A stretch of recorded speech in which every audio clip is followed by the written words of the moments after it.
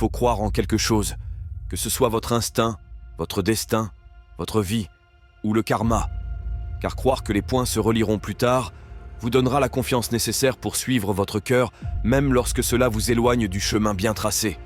Cela fera toute la différence. J'ai eu de la chance de trouver ce que j'aime faire tôt dans la vie, et j'ai commencé Apple dans le garage de mes parents à l'âge de 20 ans. Nous avons travaillé dur et en 10 ans, Apple était passé de seulement 2 d'entre nous dans un garage à une entreprise de 2 milliards de dollars avec plus de 4000 employés. Puis, j'ai été licencié. Comment peut-on être licencié d'une entreprise que l'on a créée? Ce qui avait été le centre de ma vie adulte avait disparu, et c'était dévastateur. Je ne savais vraiment pas quoi faire pendant quelques mois.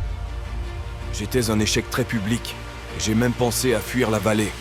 Mais quelque chose a lentement commencé à me venir à l'esprit. J'aimais toujours ce que je faisais. Les événements chez Apple n'avaient pas changé cela d'un iota. J'avais été rejeté, mais j'étais toujours amoureux de mon travail. J'ai donc décidé de recommencer à zéro.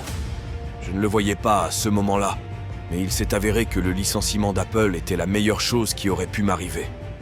Le poids de la réussite a été remplacé par la légèreté d'être de nouveau débutant, moins sûr de tout. Cela m'a libéré pour entrer dans l'une des périodes les plus créatives de ma vie. Au cours des 5 années suivantes, j'ai lancé une entreprise appelée Next, une autre appelée Pixar, et je suis tombé amoureux d'une femme incroyable qui allait devenir ma femme. Pixar a créé le premier long métrage d'animation informatisé au monde, Toy Story, et est maintenant le studio d'animation le plus réussi au monde. Dans un retournement remarquable des événements, Apple a acheté Next, et je suis revenu chez Apple, où la technologie que nous avons développée chez Next est au cœur de la renaissance actuelle d'Apple. Lauryn et moi avons une merveilleuse famille ensemble. Je suis assez sûr que rien de tout cela ne se serait produit si je n'avais pas été licencié d'Apple. C'était une médecine au goût horrible, et je suppose que le patient en avait besoin. Parfois, la vie va vous frapper à la tête avec une brique. Ne perdez pas espoir. Je suis convaincu que la seule chose qui m'a permis de continuer était que j'aimais ce que je faisais. Vous devez trouver ce que vous aimez, et cela est aussi vrai pour le travail que pour vos amours. Votre travail va occuper une grande partie de votre vie, et le seul moyen d'être vraiment satisfait est de faire ce que vous pensez être un excellent travail. Et le seul moyen de faire un excellent travail est d'aimer ce que vous faites. Si vous ne l'avez pas encore trouvé, continuez à chercher et ne vous contentez pas. Comme dans toutes les affaires du cœur, vous saurez quand vous le trouverez. Et comme dans toute grande relation, cela ne fait que s'améliorer avec le temps. Alors continuez à chercher. Ne vous contentez pas. À l'âge de 21 ans, j'ai lu une citation qui disait quelque chose comme ça. Si vous vivez chaque jour comme si c'était le dernier, un jour vous aurez certainement raison. Cela m'a marqué. Depuis lors, pendant les 33 dernières années, je me suis regardé dans le miroir chaque matin. Je me suis demandé, si aujourd'hui était le dernier jour de ma vie, que voudrais-je faire? Qu'est-ce que je m'apprête à faire aujourd'hui? Chaque fois que la réponse a été non pendant trop de jours d'affilée, je sais que je dois changer quelque chose. Se souvenir que je serai bientôt mort est l'outil le plus important que j'ai jamais rencontré pour m'aider à prendre les grandes décisions dans la vie. Car presque tout, toutes les attentes externes, toute la fierté, toute la peur de l'embarras ou de l'échec, tout cela disparaît devant la mort, ne laissant que ce qui est vraiment important.